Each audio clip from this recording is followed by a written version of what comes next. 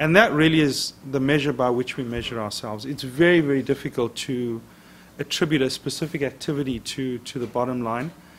But what I would say is on a local level, we have project-specific metrics which help us achieve that partner of choice, and that could be around, for example, achieving our number of employees from that country, percentage of value-added goods and services from a particular country, or project-level metrics around some of the work that we're doing in the Niger Delta around assisting the farmers, etc. So unfortunately, I don't have a silver bullet that says X percentage of profit per barrel is from CSR activities, but I can tell you that we do have a mechanism to measure that, and I'm sure most oil companies do the same thing. So let me just see, is Virginia, I want to put you on the spot because you're from the economic growth team. Maybe you could answer, Jerry or Lit, either one of you could take the AID question that was put to you. Lit, if you want to take a stab at it and give Virginia a chance to collect her thoughts, but if you could speak, and then maybe I'll give a chance for Virginia to just add to that if she wants to, if she would like to. No, absolutely. And I think the question being, can, in the context of targeted capacity building, can we actually do that to the benefit of a large corporation?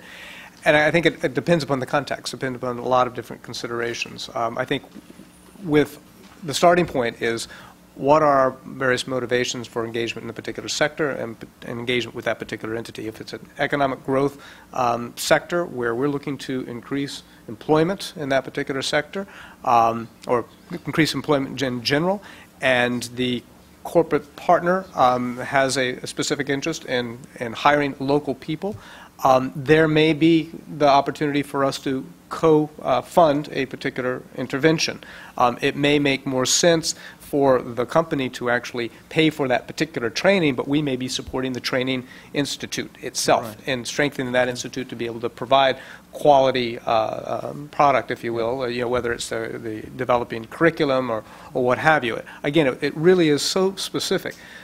End of the day, we also have our stakeholders, and we have certain restrictions as to what it is we can and cannot do. And one of the biggest drivers here is we cannot be funding any type of training that could displace U.S. workers. Obviously, Congress has a significant and realistic concern about how we're using our development assistance to potentially undermine our own national interests with regards to displacement of workers or movement of U.S. entities to overseas operations. So again, we have a lot of different considerations that need to be taken into account when we're looking at the